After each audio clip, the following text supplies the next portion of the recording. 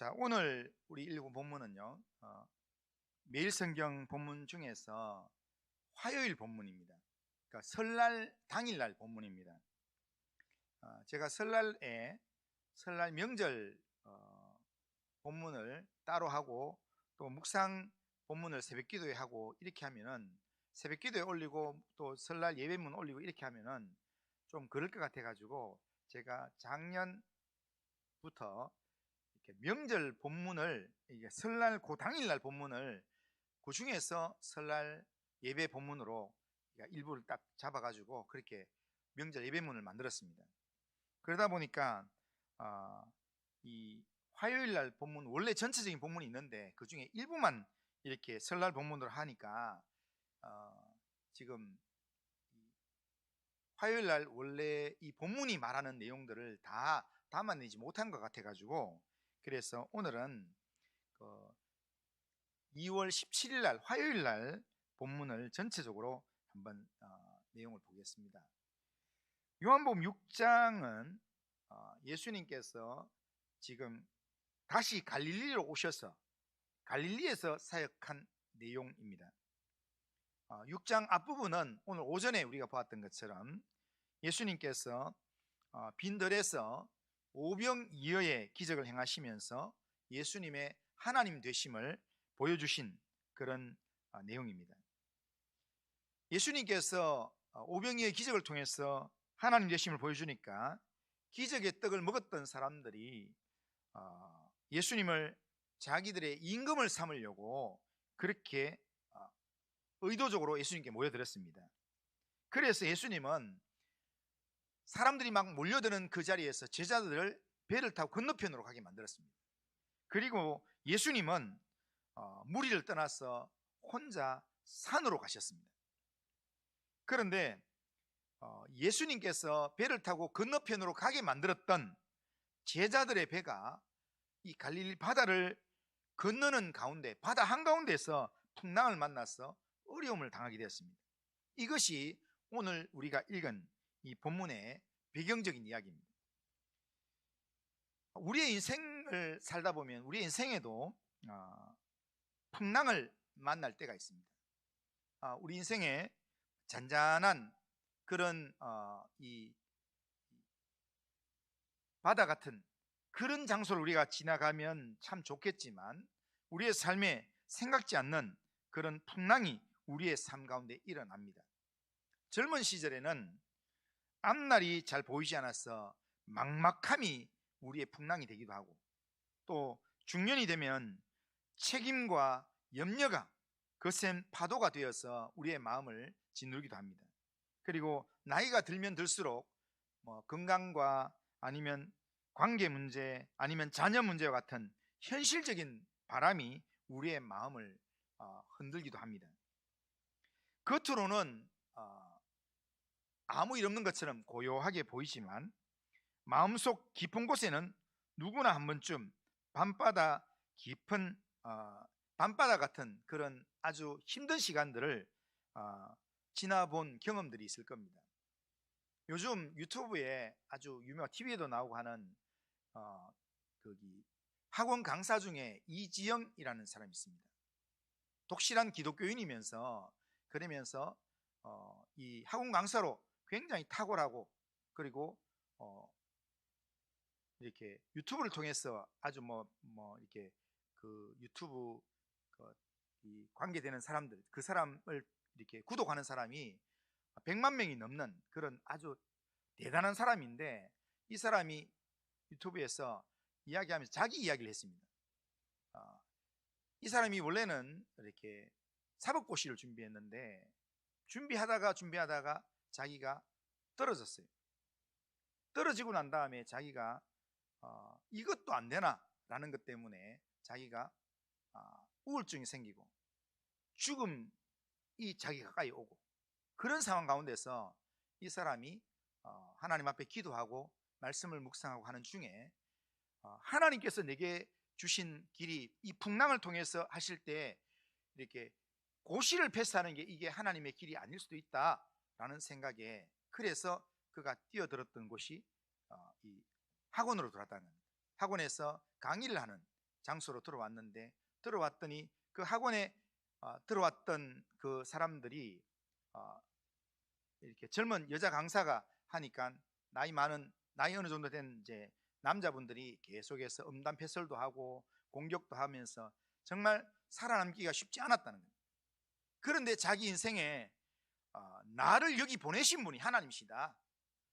나를 이곳에 있게 만드셔서 여기서 하나님 영광 받기를 원하신다라는 그 믿음으로 그렇게 거기서 자기 나름의 하나님 앞에서 최선의 강의를 준비하고 그렇게 진행했더니 하나님께서 그의 인생에 풍랑이 변해서 정말 많은 사람들에게 영향력을 주는 그런 아주 최고의 강사가 되었다는 겁니다. 그래서 이 사람이 있는 그 학원에 자기를 뭐 음담패설하면서 욕하고 여자가 하면서 이렇게 했던 사람들, 자기한테 그렇게 말했던 사람들이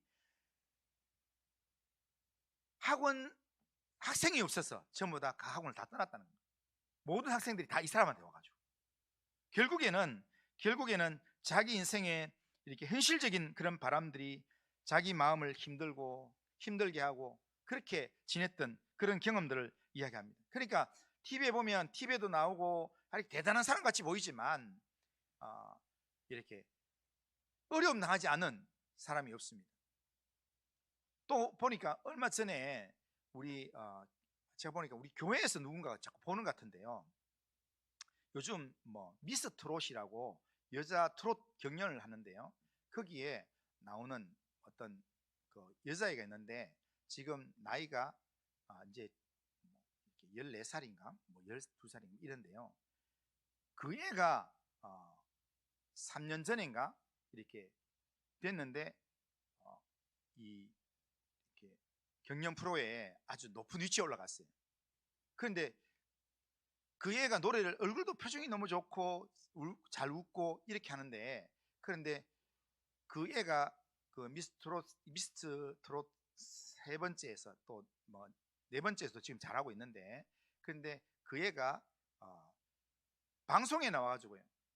그러니까 화요일 무슨 방송에 나와가지고 아침마당에 나와가지고 이렇게 인터뷰를 했는데 애가 늘 웃고 그러면서 그렇게 할머니하고 같이 나와서 이야기하는데 그 이야기 속에서 애가 이렇게 되기까지 참 너무 잘 자랐다, 참 어려운 일이 하나도 없었나 보다 이랬는데 알고 보니까 이 애가 태어나고 이렇게 얼마 되지 않아서 가정이 깨지고 그리고 7살에 아버지가 세상을 떠났습니다.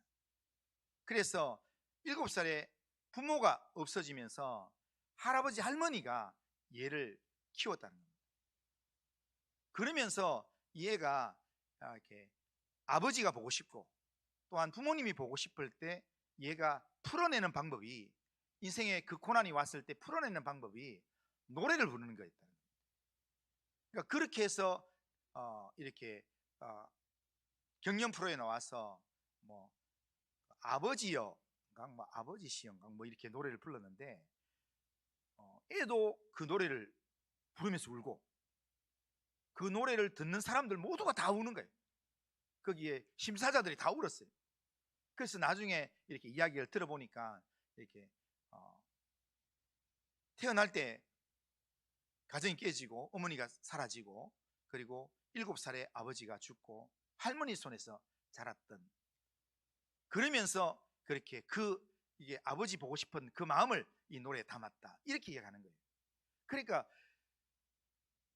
화면에서 나오는 뭐 유튜브에 나오고 아침마당에 나오고 이렇게 TV에 나오는 애 얼굴을 보면요 쟤는 어떤 고난이 있었겠나 이래 생각하는데 그의 이 상황을 보면 정말 기가 막힌 내용인 겁니다. 정말 이렇게 들으면 이렇게 그의 인생의 이야기를 들으면 눈물이 나지 않을 수 없는 그런 인생을 살아오는 그런데 그 아이들만 그렇겠습니까? 그 사람만 그렇겠습니까? 오늘 우리의 인생 가운데서 정말 풍랑이 없는 사람이 어디 있겠습니까? 인생은 잔잔한 호수라기보다는 예고 없이 거친 바람이 부는 갈리 바다와 같다라는 것이 우리가 이야기할 수 있는 내용입니다. 노를 열심히 저어도 제자리인 것 같고 예수 앞으로 나아가도 파도에 밀려서 뒤로 물러나는 것 같은 순간들이 우리에게 있습니다. 그때 우리는 나는 분명 주님의 뜻을 따라가려고 하는데, 나는 정말 착하게 살고 있는데 왜 이렇게 문제는 풀리지 않고 왜 나를 이렇게 힘들게 하는가라는 질문이 우리의 마음에 든다는 겁니다. 풍랑 속에서 두려워하는 모습은 어떻게 보면 오늘 이 시대를 살아가는 우리의 자상인지도 모릅니다. 그런데 오늘 이 요한복음 6장의 이 말씀은 어쩌면 그런 인생의 자리에서 지금 시작되는 내용입니다. 거센 바람이 불고 제자들은 힘겹게 노를 젓고 있습니다.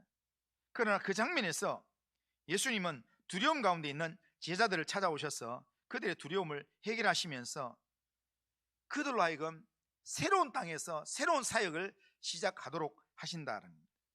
자, 오늘 이 본문에서 우리가 발견할 수 있는 예수님이 어떤 분인가 하면 풍랑 속에서 우리를 찾아오신 예수님을 이야기하고 있습니다. 요한복음 6장은 오병이어의 사건 직후의 이야기입니다. 그러니까 오늘 오전의 이야기, 그리고 오늘 좀 전에 전사님이 했던 그 이야기, 바로 다음 장의 이야기가 오늘 우리가 읽은 오늘 본문의 이야기입니다. 오병이어의 기적이 일어나고 난 다음에 예수님께서 제자들에게 배를 타고 건너편으로 건너가라 라고 말씀하셨습니다. 예수님의 명하심을 따라서 배를 타고 갈릴리 바다를 건너서 가버나움으로 가고 있었습니다. 그런데 18절에 보면 큰 바람이 불어 파도가 일어나더라 이렇게 말합니다. 밤이 되었고 예수님은 그들과 함께 있지 않은 상황에서 예수님이 건너편으로 가라 이렇게 했는데, 예수님 말씀 믿고 그냥 배를 타고 갔는데, 그런데 얼마 가지 않아서 바람이 일어나고 물결이 일어나고 그러면서 제자들은 바다 위에서 큰 바람 때문에 고통을 당하고 있었다는 겁니다. 그런데 그때 예수님께서 바다 위로 걸어서 제자들에게 오셨다라고 이야기합니다. 깜깜한 밤에 오늘과 같이 뭔가 이렇게 불이 있다든지 전기 이렇게 불이 있다든지 하면은 좀 알아볼 수 있을 텐데, 그때 당시에는 지금 이렇게 밤이면 그냥 깜깜하다 이런 뜻입니다. 아무것도 보이지 않는 상황, 칠흑 같은 어둠 속에서 물결이 막 일렁이면서 그런 상황에서 누군가가 제자들이 있는 곳으로 걸어왔습니다. 물 위로 걸어왔습니다. 제자들은 예수님의 오심을 보고 두려워했습니다. 다른 성경에 보면 어떻게 되어 있냐면 유령이라고 외쳤습니다. 그렇지 않겠습니까? 오늘날 같이 등이 있다든지 하면은 형체를 알아볼 수 있는데, 형체를 알아볼 수 없는 뭔가가 물 위에서 이렇게 누군가, 아무도 올 수 없는 상황에서 물 위로 누군가가 이렇게 다가오고 있다, 유령이라고 생각하지 않겠습니까? 제자들은 자기에게 다가오는 예수님을 보면서 예수님인지 알지 못하고 두려워했습니다. 그런데 예수님께서 그들에게 말씀하셨습니다. 20절에 보면 이르시되 내니 두려워하지 말라 하신대. 여기서 내니 이 말은요, 헬라어로 에고 에이미 해서 이게 요한복음에 많이 나오는 단어인데, 이게 바로 나다, 내가 내다 이런 뜻입니다. 그러니까 이 단어는 언제 하느냐면요, 상대방이 나를 잘 알고 있을 때, 나에 대해서 잘 알고 있을 때, 그때 우리가 하는 표현이 나다입니다.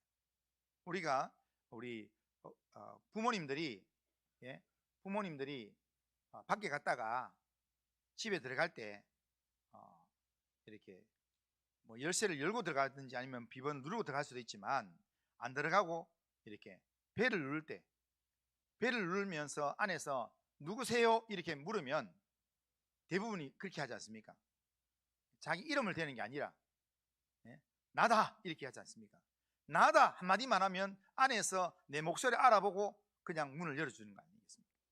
그러니까 예수님도 지금 제자들에게 지금 나다 이 말은, 이 표현은요, 이 나다 이 표현은 구약의 표현으로 가면요, 이 표현이 뭐냐면 이게 에고 에이미라는 이 단어가 구약의 표현으로 가면 모세에게 출애굽기 3장에서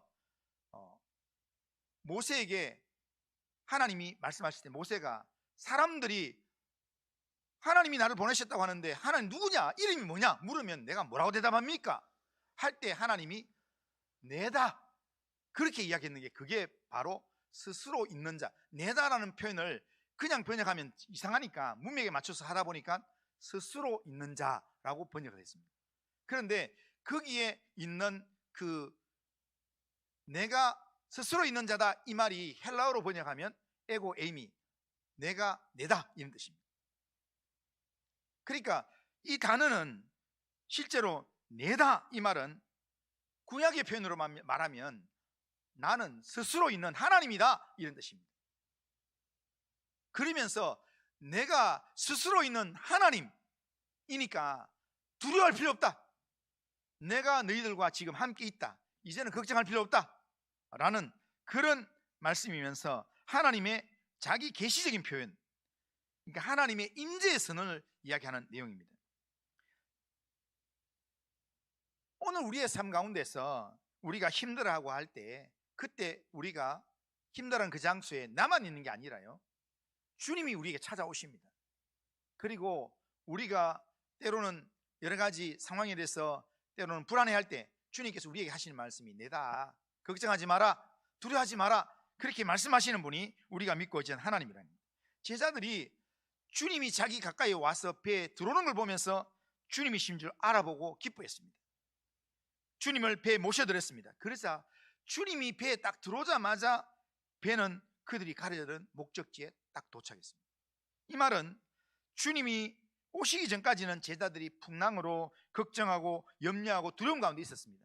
그런데 예수님이 그들 가운데 오셔서 그 배에 예수님을 딱 모셔드리자 배는 목적지에 도착해서 그들이 새로운 땅에 내려서 새로운 사역을 가버나움에서 시작하게 된다는 겁니다. 이 장면은 단순한 기적의 장면이 아니라 이것은 예수님이 하나님 되심을 드러내는 표적의 내용입니다. 아침에도 오전에도 이야기했잖아요. 표적이라는 것은 그냥 눈에 보이는 사건 자체를 이야기하는 게 아니라 눈에 보이는 사건을 통해서 보이지 않는 진리를 이야기해 주는 거예요. 보이지 않는 예수님이 하나님이라는 걸 가르쳐 주기 위해서 지금 이 사건을 이야기하는 겁니다. 지금 예수님이 하나님이심을 드러내는 표적이 바로 이 사건이라는 거예요. 구약에서 바다를 다스리는 분은 하나님이십니다. 하나님밖에 없습니다. 시편 107편 29절 30절. 자, 시편 107편 29절. 자, 29절만 읽어보겠습니다. 29절. 자, 시작. 광풍을 고요하게 하사 물결도 잔잔하게 하시는 도다. 그러니까 누가 그렇게 하는가? 하나님이 그렇게 한다는 겁니다. 하나님이 광풍을 고요하게 하사 물결도 잔잔하게 하신다. 그래서 30절에 보면 그들이 평온함으로 말미암아 기뻐하는 중에 여호와께서 그들이 바라는 항구로 인도하시는다. 하나님께서 광풍도 고요하게 하시고 물결도 잔잔하게 하셔서 그들이 바라는 목적지로 인도하신다. 누가? 하나님이 그렇게 하신다. 이걸 보여주기 위해서 오늘 본문에서 예수님이 그 배에 올랐을 때 물결의 문제가 더 이상 언급되지 않고 목적지 도착했다, 이 내용이 된다는 겁니다. 하나님이 광풍을 고요하게 하사 물결을 잔잔하게 하시는데, 그런데 예수님이 올랐을 때 물결이 잔잔하게 되면서 모든 문제 해결되면서 목적지에 도착하게 됐다. 이것은 예수님이 바로 구약에서 바다를 다스리시는 바로 그 하나님이다, 이걸 보여주는 표적이라는 겁니다. 풍랑은 인생의 힘든 현실을 상징하는 겁니다. 믿음으로 우리가 나아가지만 우리의 삶에는 순풍만 있는 게 아니라 역풍이 일어나기도 합니다. 그러니까 때로는 순풍이 바뀌어서 역풍이 되고, 그러면서 우리가 힘겹게 살아가는 이 모든 것들을, 이런 것들을 만나는 게 신앙의 여정입니다. 우리가 천국 가는 날까지 우리의 삶 가운데 순풍만 있지는 않습니다.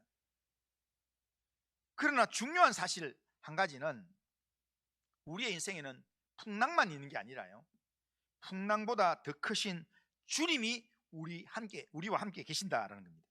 주님은 제자들이 고생하는 것을 보시면서 그냥 그 자리에 가만히 계시는 분이 아닙니다. 고생하는 제자들을 보시면 예수님은 고생하는 제자들에게 찾아오시는 분입니다. 우리가 우리 인생에서 밤의 시간을 보내고 있다. 그래서 하나님 앞에 왜 나만 겪는 고난이냐고 그렇게 불평할 때가 있잖아요. 그런데 찬송가 가사는 불평하지 말라고 이야기합니다. 왜 나만 겪는 고난이냐고 불평하지 말라고 이야기합니다. 왜냐하면 그곳에 누가 있다고요? 주님이 찾아오신다는 거예요. 주님은 우리를 버리지 않는다고 이야기합니다. 우리를 홀로 두지 않는다고 이야기합니다. 우리가 있는 곳에 주님이 함께 하신다고 이야기합니다. 그렇기 때문에 우리가 때로는 순종하고 그렇게 믿음의 삶을 살려고 하는데도 우리의 삶이 때로는 형통하지 않고 기도했는데도 응답이 없는 것 같고, 그러나 그 상황 가운데 왜 주님이 없나요? 라고 생각하는 그 자리에 누가 있는가 하면 주님이 찾아오신다는 거예요. 찾아오셔서 내 옆에 계시는데 내가 그 주님을 알아보지 못하기 때문에 유령으로 알아보고 엉뚱한 다른 걸로 알아보고 주님인 줄 알아보지 못한다는 거예요. 누군가가 주님이시다 이렇게 이야기해야만 아이고 주님이시구나 라고 깨닫지, 그때 그렇게 말하기 전까지는 주님이 내 옆에 계신데도 깨닫지 못하고 그냥 주님이 아니 계신 것처럼 그렇게 행동할 때가 있습니다. 그러나 그 상황에서 우리가 꼭 기억해야 될 것은 그 자리에 나만 있는 게 아니라 주님이 그 자리에 같이 계신다는 겁니다. 고난당하는 나의 삶 속에 주님이 안 계신 것처럼 느껴질 때 그거는 주님이 안 계신 게 아니라 주님이 나를 위해서 일할 준비를, 나를 위해서 행할 일들을 준비하고 있는 시간들입니다. 하나님의 때를 기다리고 있는 시간입니다. 주님이 계시지 않는 상황이 아니라 우리와 함께 하시는 주님이 나와 함께 하셔서 내 문제를 통해서 하나님의 하나님 되심을, 예수님의 하나님 되심을 드러내기 위한, 표적을 보여주기 위한 하나님의 준비하는 시간이라는 겁니다. 우리와 함께 하시는 주님을 내 안에 내가 인식할 정도로 예수님을 딱 모셔드리면, 내가 주님이 내 안에 들어오셨다 이걸 딱 느끼는 순간 내 인생의 항로는 바뀌기 시작합니다. 풍랑이 먼저 잠잠해지는 것이 아니라 때로는 풍랑이 여전히 있다 할지라도 주님이 내 배 안에 계신다는 것을 확신하는 순간 더 이상 풍랑은 풍랑이 되지 않습니다. 우리는 가려는 목적지에 이르게 된다는 겁니다. 풍랑 속에서 우리를 찾아오시는 예수님, 그 예수님이 우리에게 끊임없이 말합니다. 우리가 두려워할 때 내다, 내가 너의 하나님이다, 두려워하지 마라. 주님께서 그렇게 말씀하신다는 겁니다. 그렇게 말씀하시는데 이 말씀에 우리가 영적인 귀를 열어서 주님의 소리를 듣고 주님을 보고 주님을 내 안에 주님으로 우리가 모셔드려야 합니다. 모셔드리기만 하면 그 주님이 풍랑 속에 있는 우리에게 찾아오시기만 하면 우리의 삶의 모든 풍랑의 문제는 해결될 줄로 믿습니다. 그러기에 우리는 늘 예수님을 내 안에 모셔드리고 예수님을 의지하는 그런 믿음의 삶을 살아가기를 주님의 이름으로 축원합니다.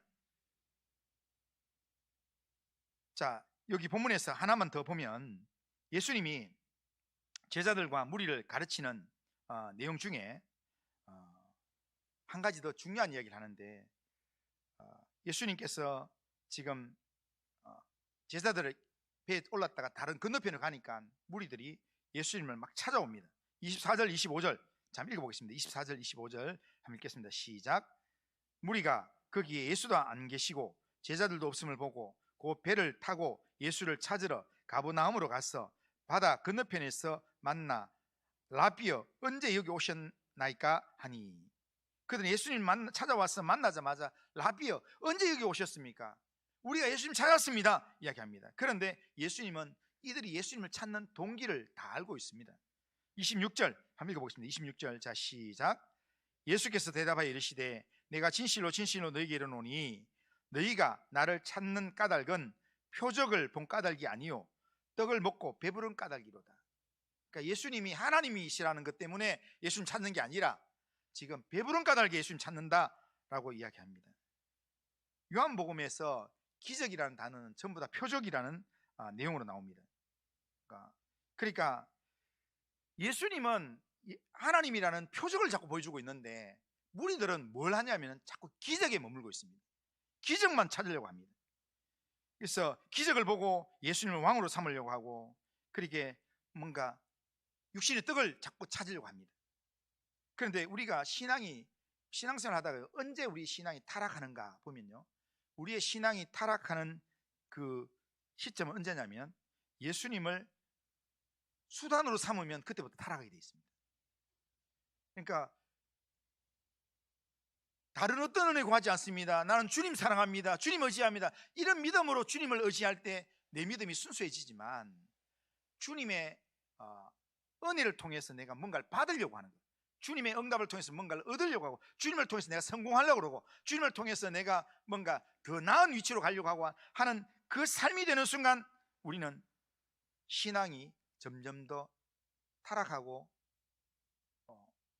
오염된 신앙으로 나아가게 된다는 겁니다. 오늘날에도 기적의 떡만 추구하는 그런 신앙이 있습니다. 떡신앙이 있습니다. 떡만 추구하는 신앙, 그걸 다른 말로 하면 기복주의 신앙이라고 합니다. 병을 고쳐주옵소서. 병을 고쳐주면 믿겠습니다. 사업 잘 되면 내가 충성하겠습니다. 자녀가 잘 되면 헌신하겠습니다. 좋은 대학 가게 해주세요, 좋은 직장 얻게 해주세요, 그런 내용으로 하지만, 그렇게 이야기하는데 참 신앙은 떡 때문에 믿음 생활하는 게 아니라, 뭔가 하나님으로부터 뭔가 얻을 것 때문에 내 신앙생활하는 게 아니라, 예수님 자체가 좋아서, 예수님의 은혜가 좋아서, 예수님이 좋아서 믿음의 삶을 살아가는 것, 그게 진짜 신앙이라는 겁니다. 예수님은 우리의 필요를 채워주시는 분입니다. 하지만 예수님 자신이 우리에게 가장 큰 선물입니다.